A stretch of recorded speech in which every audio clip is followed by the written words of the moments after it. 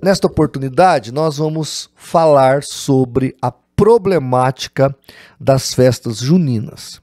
E, por favor, assista, repito, assista o nosso vídeo até o final. Primeiro, a origem. Aqui eu vou dar uma nota histórica para você entender. O Brasil, ele foi descoberto pelos portugueses. E quando esses portugueses chegaram ao Brasil, nós recebemos da Europa, entre todos os catolicismos, o catolicismo mais fanático, mais visceral. Por quê?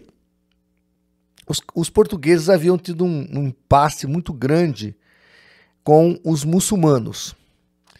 E eles peitaram e enfrentaram esses muçulmanos na Península Ibérica e eles conseguiram expulsar esses religiosos muçulmanos de lá, que eram extremamente fanáticos também.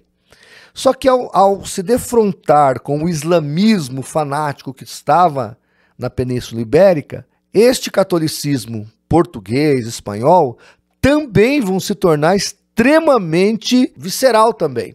Aquilo que eles combateram, eles se tornaram.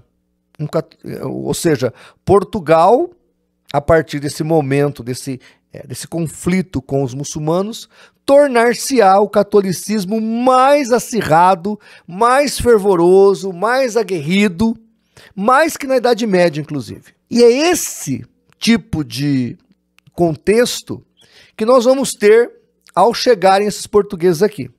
Ou seja, fomos colonizados pelos portugueses que vivenciavam o catolicismo mais alucinado que existia no século XVI. Aí depois, ao chegar aqui, eles vão catequizar e até escravizar os índios. E aí nós vamos ter, dentro desse momento, o sincretismo com a cultura xamante, ou seja, o animismo que havia dos índios. Animismo é tudo aquilo que eles adoravam da natureza. Então, a pedra tinha um espírito, a árvore tinha um espírito, é quase um panteísmo, que é esse animismo. Mas aqui no Brasil, como é indígena, a gente chama de xamantismo.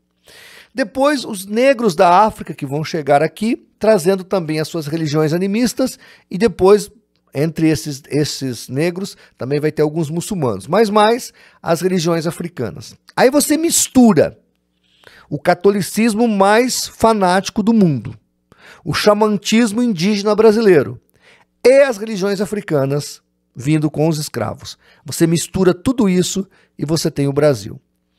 E aí, quem nasce disso tudo? Um brasileiro extremamente esotérico, espiritualista, de uma maneira bem fanática. Então, eu até brinquei hoje lá na igreja, quando eu comentei esse assunto, que nós somos macumbeiros por natureza. O brasileiro, e aqui macumba é no sentido de fenômenos, não é nem pejorativo, não tem nada a ver com instrumento musical também, mas é no sentido de aquilo que é inexplicável. Então a gente chama de macumba. O brasileiro é assim, mesmo na casa de crentes. Tem um chinelo virado, manda desvirar, porque senão a mãe morre. Vai falar alguma coisa ruim, isola na madeira. A minha avó que me criou, quando eu tinha 17 para 18 anos, que eu estava começando já a ir na igreja, me deu cachumba. Eu peguei cachumba depois de velho, né? No meu tempo não tinha vacina. A minha avó vai e coloca a colher de madeira, dizendo que aquilo era bom. Ou seja, o brasileiro já tem por natureza esse estigma esotérico dentro do coração. Por isso que o protestantismo brasileiro, a igreja evangélica brasileira, precisa prestar atenção a este fato. É um fato extremamente relevante. Então, assim, quem colonizou o Brasil? Portugueses católicos. Católicos fanáticos, diga-se de passagem. Para você ter uma ideia do contexto que a gente viveu nesse país, até 1930 o catolicismo ainda era a religião majoritária no Brasil. Getúlio Vargas é que vai começar a cortar esse cordão umbilical. Aqui na minha cidade, até 1950, meados do século XX, os protestantes não tinham cemitério para enterrar os seus mortos. Olha a complexidade disso, como isso é importante nós entendermos isso e nos lembrarmos disso. Os evangélicos são quase 40 milhões, mas os católicos são quase 160 milhões. Então o Brasil ainda é um dos maiores países católicos do mundo.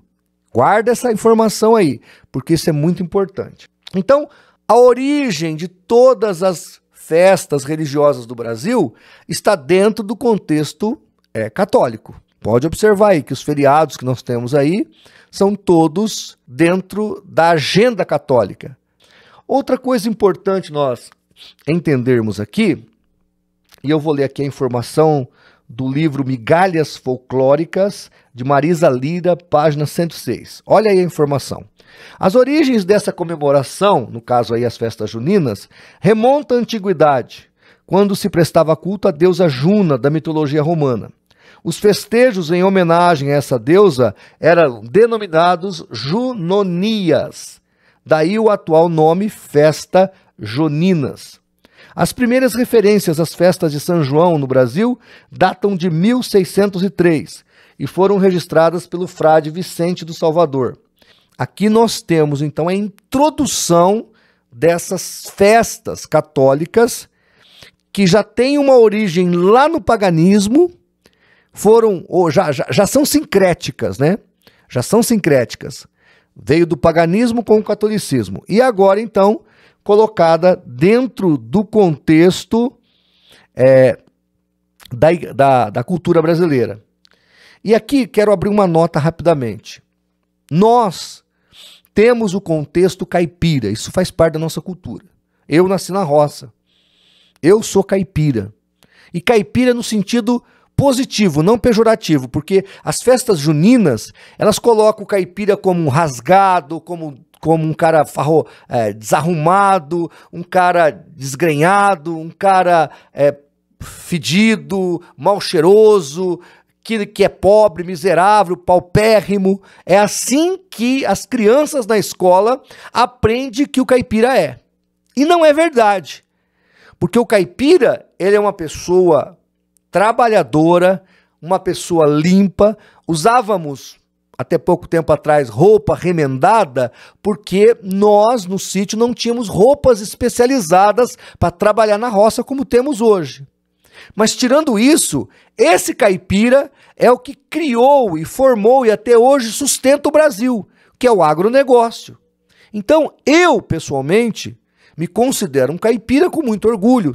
Nasci debaixo de um pé de café. Meu pai era meieiro e sempre tocou café quase a vida toda, então eu não tenho problema quanto a isso. Esse lado da cultura caipira ou das festas caipiras é positivo.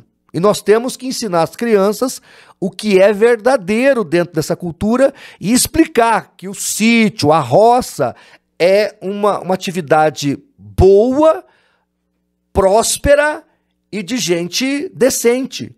Não que o caipira é um mendigo, uma pessoa bandida, como as festas de quadrilha colocam esse caipira. Então, você deve ensinar o seu filho essa questão, deve ensinar o seu filho sobre a problemática da religiosidade dessas festas, que é onde nós vamos entrar aqui agora. Então, os 3 santos que nós temos na festa junina é o Santo Antônio, o São João Batista e o São Pedro. O Santo Antônio é o único que está fora do contexto bíblico, né? Que eles não pegaram da Bíblia. Esse santo, ele chamava-se Fernando de Bulhões, nasceu em Portugal em 15 de agosto de 1195, tá certo? E faleceu em 13 de junho de 1231. Por isso, 13 de junho é o dia de Santo Antônio. E ele acabou indo para a Itália, e lá na Itália, diante da guerra, dos problemas das viúvas, das mulheres que ficavam sem maridos, ele tentava resolver esse problema social, porque naquele tempo, uma mulher que não tinha como se sustentar precisava de marido. Então, esse indivíduo, Fernando de Bulhões, que acabou sendo Santo Antônio, ele ajudava as mulheres que precisavam do matrimônio, arrumar um marido para poder sustentar e sobreviver, porque essa ideia de aposentadoria, de pensão social, de ajuda do Estado, isso não existia no mundo antigo, nem na Idade Média. Então, esse indivíduo, Antônio aqui, ou esse Santo Antônio, ele ajudava as mulheres a se casar. Daí veio, depois da sua canonização pela Igreja Católica Apostólica Romana, essa ideia de que ele é o santo casamenteiro. E aqui, diga-se de passagem, Santo Antônio, São João Batista e São Pedro são venerados à beira dos terreiros de café, porque a gente tinha a quermesse, ou o culto, ou a procissão, ou a liturgia católica nos terreiros de café. Subia-se o mastro com a bandeira do Santo Antônio, do São João Batista e do São Pedro.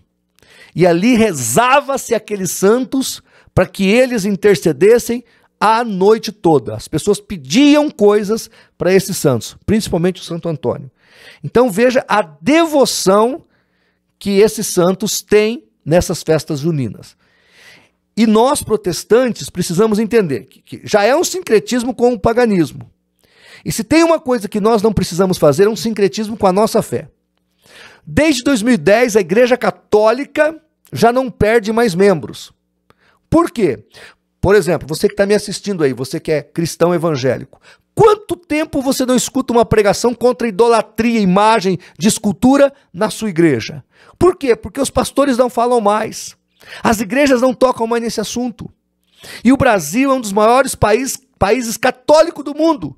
E os católicos vivem debaixo de imagem, de idolatria, de paganismo, e os pastores não alertam as pessoas. O que a Bíblia diz? Olha aí a palavra de Deus. 1 de Reis 18, 21, é dito assim: até quando cocheareis entre dois pensamentos? Se o Senhor é Deus, seguiu, e se Baal é Deus, seguiu. Aqui o profeta Elias está desafiando os profetas de Baal, e está desafiando o povo a viver uma vida sem idolatria. O apóstolo Paulo fala em 1 Coríntios 10, 19 e 20. Mas o que é o ídolo? Presta atenção nesse texto. Mas que digo? Que o ídolo é alguma coisa? Ou que o sacrificado ao ídolo é alguma coisa? Antes, eu digo que as coisas que os gentios sacrificam, as sacrifico a demônios, e não a Deus.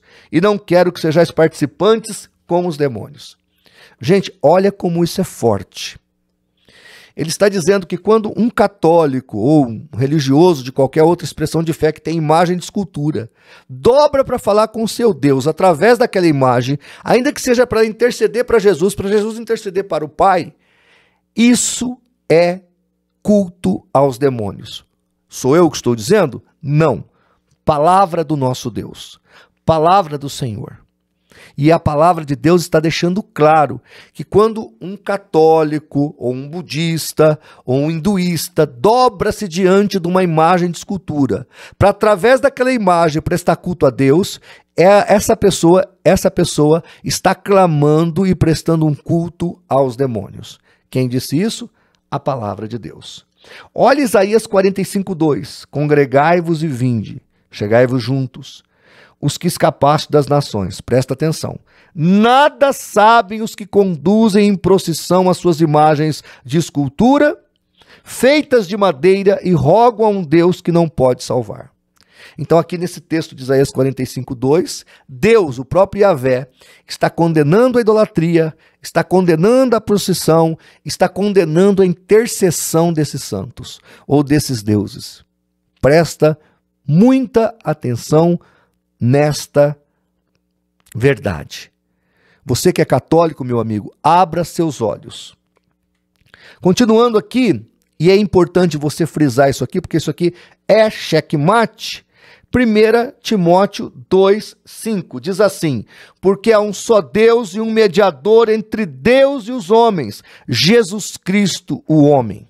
Então só há um mediador, que é Jesus Cristo. Romanos 8,34, 1 João 2, de 1 a 2, vai repetir a mesma coisa. Só há um intercessor entre Deus e os homens. Não é Maria, não é Pedro, não é João, não é pastor, não é padre, não é igreja, é só Jesus Cristo. Ele é o mediador entre Deus e os homens. Nada nem ninguém deve ser colocado entre você e Deus, a não ser Jesus. Porque você chega a Deus Pai e fala com Deus Pai em nome de Deus Filho, que é o nosso Senhor e Salvador Jesus Cristo. Nada de santo, nada de quermesse, nada de culto litúrgico com imagem de escultura. Isso é abominação a Deus.